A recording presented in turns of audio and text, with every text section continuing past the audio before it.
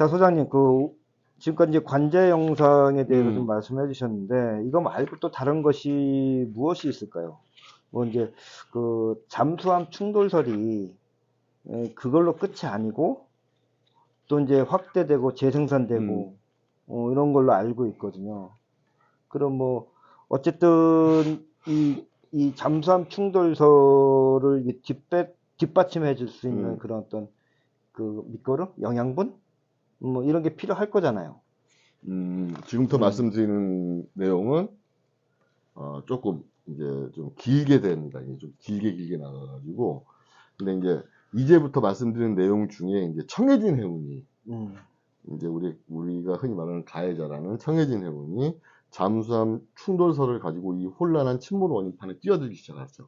음, 관제 영상 설명할 때 AIS 신호가 배의 항적을 알려준다고 네. 말씀드렸잖아요. 세월호의 AIS 데이터가 발표되고 이 데이터를 나름 정말 뛰어나신 분들이 각자의 방식으로 해석하기 시작합니다. 전문적으로 AIS 데이터를 해석하시는 분들을 프로라고 하면 음, 이제부터 말씀드리는 분들은 뭐 아마추어리즘이 뛰어나신 음, 분들이라고 할 수 있어요. 나름의 방식으로 AIS 데이터를 해석하시는 분들이 해석한 여러 가지 버전들이 나오기 시작하죠. AIS 데이터들이. 음, 참사 당시 AIS 신호 원문 데이터 중 그분들이 해석해서 의문이라고 주장하시는 것들이 뭐 사라진 29초 구간, 29초 구간. 네, 예. 지그재그 항적, 보통 때보다 훨씬 빠른 선수 방위 속도, 그리고 전타를 놓고 운행해도 나오기 힘든 선해경 등이 있어요. 그리고 그리고 나서 이 해석분들을 다시 해석해서 잠수함의 충돌이 아니면 세월호의 항적을 설명할 수 없다고 합니다. 근데 여기서 두 가지 가설로 분리돼요, 또 여기서. 이제 확대 재생산되는 거죠. 서로 발전하고 적대적으로 반목해요.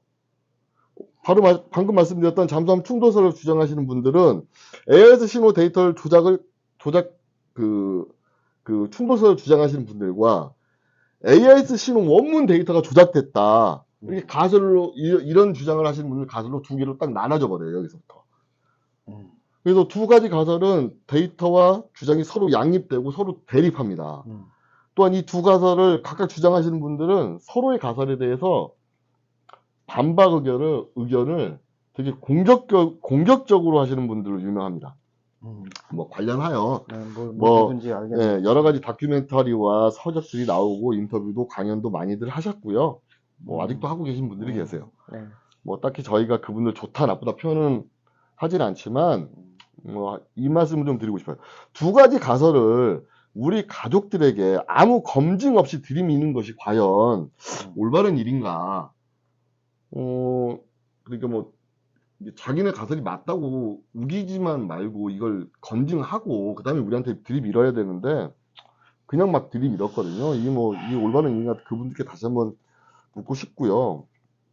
다른 가설인 AIS 데이터 조작 가설 이건 여기서 전체적으로 말씀드리려면 진짜 한 3시간짜리 컨텐츠 만들어야 되기 때문에 이거 어렵고요. AIS 조작 데이터 부분을 이제 컨텐츠로 따로 만들어 볼게요. 네. 자세히 설명드리는 시간을 따로 만들어서 해볼 텐데 그때 다시 자세히 설명드리고 오늘 대략적인 내용만 설명드리겠습니다. 다시 한번 참사 당시에 AIS 신 원문 데이터 중에 그분들이 해석해서 의문이라고 주장하시던 것들이 다시 말씀드리면 사라진 29초 구간, 그다음에 지그재그 항적, 보통보다 빠른 선수 방위 속도, 그리고 전타를 놓고 운행해도 나오기 힘든 선해경들이 있어요. 이 부분을 주목해서 설명드리겠습니다. AIS 신호 중에 29초, 네네. 29초 구간에 대한 내용은 뭐 다시 이제 또 설명을 해주시겠지만 이번 사참에서도 좀 핫한 그런 내용이었었는데 알고 있는 사람들한테만 알았어요. 자, 지금 소장님 말씀 중에 청해진 해운이 잠수함 충돌 이론을 주장하고 있었다라고 이렇게 네. 말씀하셨는데 납득이 갑니다. 뭐 이들 입장에서는 자기네 그 책임을 면피하기 위한 방법이겠죠. 가장 확실한 방법. 그런데 소장님 간단히 그 AIS 신호 데이터를 언급하시는 것만 들어도 사실 좀 헷갈리고 막 뭔 소린지 좀 어지러질해요. 근데 이번 사참위에서 이 데이터 조작 편집에 대한 조사 결과가 사실 부결됐지 않습니까? 네네. 네, AIS 신호 그 데이터에 대한 조사도 거기 같이 있었죠. 네, 그렇죠. 이 건도 조작되지 않았다고 결론 난 건가요? 사참위의 부결 판단은 그렇게 이해됩니다. 음, 데이터의 바꿔치기, 조작, 편집의 조사를 하였으나 음, 결정적인 증거를 찾지 못했고 다른 방법으로 데이터의 이상 현상을 설명할 수 있다는 사참위 전원위 위원들의 판단이었습니다. 이게 부결된 게 그러니까 조작되지 않았다. 뭐 재판으로 한번 각하시킨 거하고 똑같다고 볼 수 있죠. 이성적인 판단이라고 생각하고요. 아, 정말 이건 할 얘기 너무 많고 자료도 많은데 잠수함 충돌설 이야기해야 되니까 데이터 조작을 따로 말씀드릴 수가 없어요. 우리가 무엇을 이야기하면 또 이러잖아요. 우리가 또 보통 이야기하다 보면 다른 건 이야기해가지고 본론은 또 제대로 얘기 못하고 시간을 너무 많이 뺏어 먹어서 그래서 다시 본론으로 돌아가죠. 이거 AS 이거 인색하게 두시네. 궁금해서 여쭤본 건데. 근데 다만 그 AIS 데이터를 기초로 한 이 잠수함 충돌설, 이 충돌설을 설명하기 전에 이 몇 가지 기본적인 용어는 좀 이렇게 미리 좀 알려주시고 또 좀 설명을 해주셔야지 좀 듣는 사람들 이해가 좀 쉽지 않을까 해서 제가 조금 말씀을 드려볼게요. 혹시 그 잘못 제가 말씀드린 부분이 있으면은 수정 좀 부탁드리고요. 네. 이 AIS 신호라는 것은 이 배의 선박의 위치, 네. 속도, 이 방향 등을 알려주는 그 일정한 지점의 좌표죠. 네. 이 좌표를 기계식 신호로 보내지는 데이터로 네. 그 엑셀, 그 흔히 얘기하는 그 스프레드시트 거기서 보여주는 그 배의 그 운항 자료, 네. 자료이고 이 AIS 데이터는 그 배의 움직임을 나타내고 시간순으로 일정하게 받은 지점 네. 정보를 그 연결하면 바로 이제 그 항적이 네네. 그 화면에 이 선으로 이렇게 네. 만들어 이어지는 거죠. 그 자동차를 좀 비교를 해보면은 그 내비게이션 있지 않습니까? 네, 그렇죠. 그런 내비게이션의 역할을 하는 것이죠, 이게. 그 소장님께서 앞에서 그 말씀해 주신 그 선해경이라는 것은 배가 이 35도로 이 전차를 놓고 한 바퀴 돌 때 그 배가 도는 그 원의 지름, 네. 원의 지름을 나타내는 거고 보통 그 배 길이의 그 5.5배 내지 6배 정도 네. 그 정도 길이를 그 보이는 걸로 알고 있거든요. 어때요? 뭐 여기 뭐 써 있는 거긴 하지만 그래도 그 보는 척 안 보는 척 하면서 잘 얘기를 했죠. 예, 맞습니다. 틀린 거 네. 틀린 거 하나도 없어요. 전부 맞았어요. 자기가 써준 근데 거니까 이제 다 맞죠. 뭐냐면 배가 왜 35도 전타냐 이렇게 말씀하시는 분들이 있어요. 근데 배의 그러니까 러더 타는 그러니까 35도 이상 놔봐야 35도하고 똑같대요. 50도를 놓나 90도를 놓나 상관이 없대요. 35도가 가장 이상적인 그러니까 배의 그 선회를 만들 수 있는 선회할 수 있는 급하게 각도가. 만들 수 있는 각도라서 35도를 전타라고 해요. 어. AIS 신호가 왜 생겼는지를 아시면 좀 더 다음에 설명하는 게 이해하기 쉬우실 것 같아요.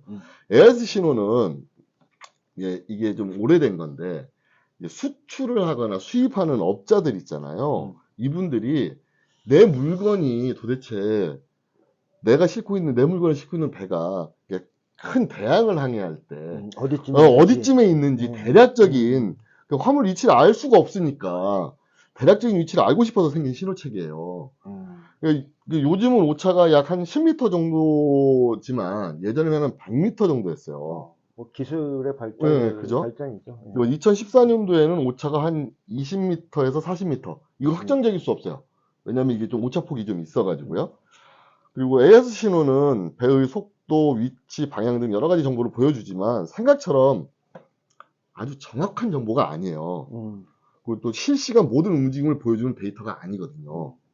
왜냐면 정지한 위치에서 데이터가 오는 게 아니라서 움직이면서 데이터를 보내잖아요. 그렇죠. 그러니까 아주 정확한 정보가 아니고 아주 대략적인 정보, 이 정보를 오차값이 존재하는 데이터라는 얘기죠. 그러니까 이런 거죠. 점이잖아요. 이걸 잇는다고 했잖아요. 오차에 오차를 곱하면 오차가 무한대로 나오게 되잖아요. 이게 그렇게 되기 때문에 AIS 신호 데이터는 이게 각각의 점들의 오차가 존재하니까 이걸 그냥 해양 선진국들은 AIS 신호를 증거 자료로 쓰지 않고요. 그냥 배의 움직임을 설명하는 참고 자료로만 활용을 해요. AIS 신호는 좀 깊이 들어가 보면 이제 배의 속도에 따라서 14노트 이상이면 이하면 10초마다 한 번씩 송신을 하고요. 신호를 한 번씩 준다는 네, 얘기죠. 그죠? 쏘는 거예요. 14노트 이상이면 6초마다 한 번씩 송신하고요. 그리고 배가 이렇게 돌잖아요. 선회를 하면 그때는 2초마다 한 번씩 송신을 합니다. AIS 신호는 기계적인 신호를 엑셀 파일로 만들어주는 것, 이것이 AIS 데이터라고 하고, 사장님이 아까 친절히 설명해 주셨죠? 무슨 엑셀 그걸 뭐라고 그러더라고요? 쉬프레드 시트. 그 데이터들이 점들을 연결하면 그 쉬프레드 시트를 그래프로 만들면 점들이 연결되잖아요. 그게 배의 항적이 되는 거죠. 사람이 확인할 수 있는. 그렇죠. 눈으로 확인할 수 있는. 그러니까 아까 말씀드렸듯이 AIS 데이터 신호를 각자의 나름대로 방식으로 해석을 했다고 했잖아요. 그분들이. 해석하는 방식은 업체마다 다르고 차이가 나요. 그럴 수가 있나요? 예, 뭐냐면 송신 시간을 우선으로 하든지 수신 시간을 우선으로 하는지, 또 위치 신호를 먼저 받든지, 편차가 있을 수 있으니까. 그렇죠. 예, 업체마다 차이가 나는데 그래서 우리는 이제 공신력 있는 기관에서 해석하는 것을 존중하는 거죠. 그렇죠. 그래서 우리나라에서는 정부기구인 해수부나 국가수 또는 해심원에서 이거 공신력 있는 기구니까 하는 거고, 다른 외국에서도 거의 대부분 국가에서 하든지 업체에서 하는 건 별로 없어요. 근데 같은 역할을 하는 정보 조직이겠죠. 그렇죠. 업체에서도 많이 하긴 해요. 하지만 참사 당시 박근혜 정부는 데이터의 해석, 그러니까 AIS 신호 기기를 관리하는 업체 데이터를 해석을 그 기기 업체에다 맡겨버려요. 업체 이름이 뭐였죠? GMT하고 GCSC. GMT하고 GCSC. 이제 아마 이건 GMT에다 맡겼을 거예요. 그래서 연구원님들 기억나실 거예요, 아마 업체명은. 업체마다 해석이 다르게 됐고, 그 후에 혼란이, 정부가 자초한 면이 크죠. 정부가 잘못한 게 다음에 다루고 있는 당시 세월호 AIS 데이터 소스는 오프. 이게 소스가 오픈돼 버려요. 소스가 오픈돼. 그러니까 소스는 오픈됐고, 그 다음에 그 해석은 또 나름대로 다르게 해버리고. 그러니까 이거 보는 사람마다 틀려지는 거예요. 그러니까 이게 눈 감고 코끼리들이 만드는 그런 건가요? 그렇죠. 그러니까 AIS 데이터를 그냥 좀 시청을 해볼게요. 막 찌고 삶고 볶고 아무나 그냥 누구나 하는 거예요. 그냥 엑셀 시프트 시트로 나오니까 엑셀 파일을 옮겨가지고 그래프 그려보면 이렇게도 나오고 지그재그도 나오고 이렇게 하는 거예요. 이게 데이터 해석을 해서 설명해주는 역할을 정부가 거의 포기하다시피 하니까 이거 완전히 막 나오는 거죠. 이런 불상사는 정부가 자초한 거예요. 당시 박근혜 정부가. 왜 그랬을까요, 박근혜 정부가? 이게 또한 박근혜 정부의 무책임성을 극명하게 보여주는 거예요. 극명하게. 이게 AIS 신호의 데이터에 대해서 정말 이해하기 전에는 공식적인 데이터 해석 말고 임의로 해석한 분들이 있잖아요. 그 말들이 정말 진실에 가깝다고 생각했거든요. 정부를 못 믿으니까.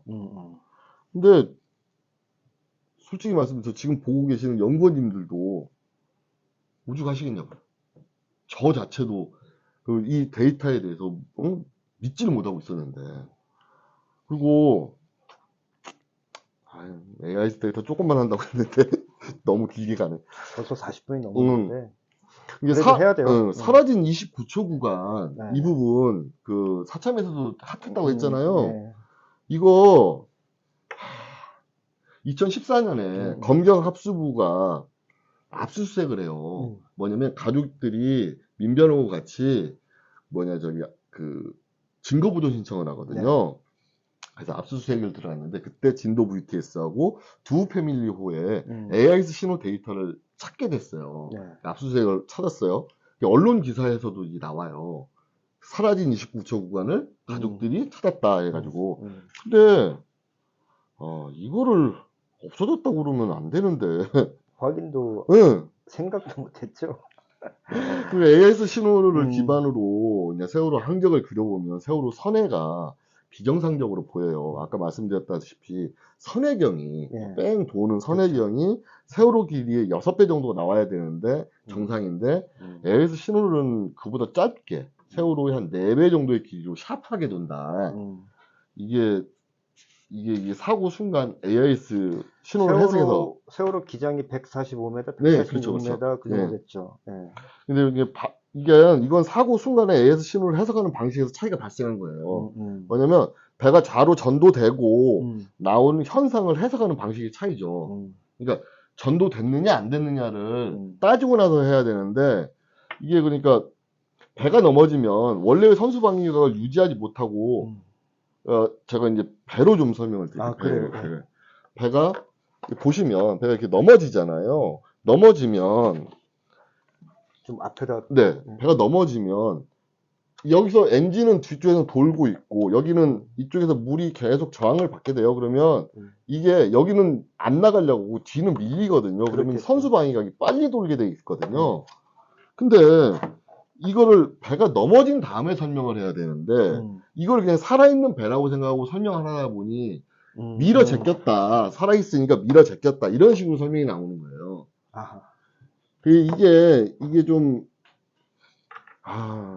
우리 연구님들 지금 이해되시죠? 어떤 내용인지. 이게 아주 간단한 건 아니지만, 그리고 생각해 보세요. 여기 이 부분에 받는 마찰이 세니까, 자동차가 드리프트 하잖아요. 네.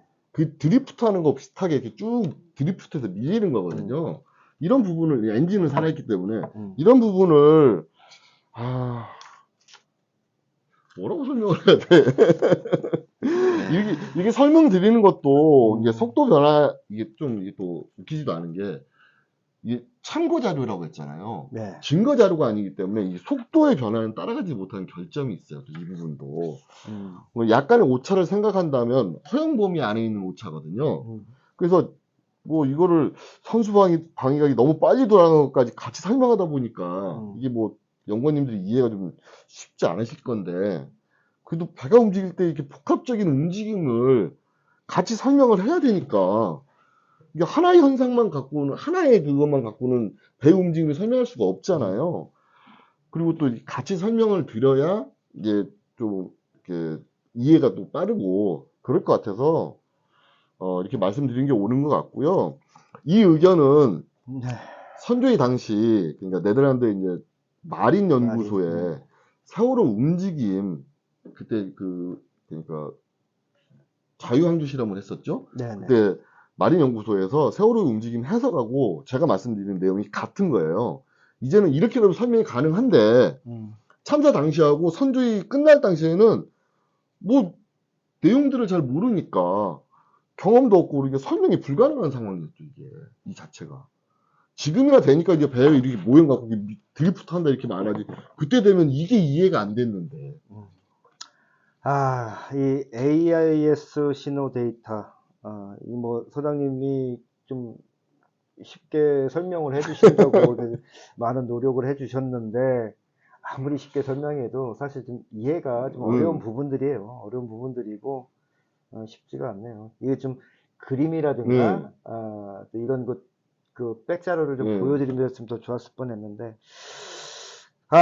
그래서 이 AIS 신호 데이터에 따른 잠수함 충돌설은 어떻게 이제 제거가 되는 겁니까? 그건 다음 시간에. 다음 시간에. 그렇죠. 시간도 많이 지났고. 예. 45분이 남았네. 여기서 좀 편집을 해도 한 40분 정도 되겠네요. 예. 자, 우리 연구원 여러분, 구독, 좋아요, 알림 설정은 저에게 아주 큰 힘이 됩니다. 자, 다음 편에서 다시 이 침몰원인에 대해서 다시 만나 뵙도록 하겠습니다. 수고하셨습니다. 수고하셨습니다.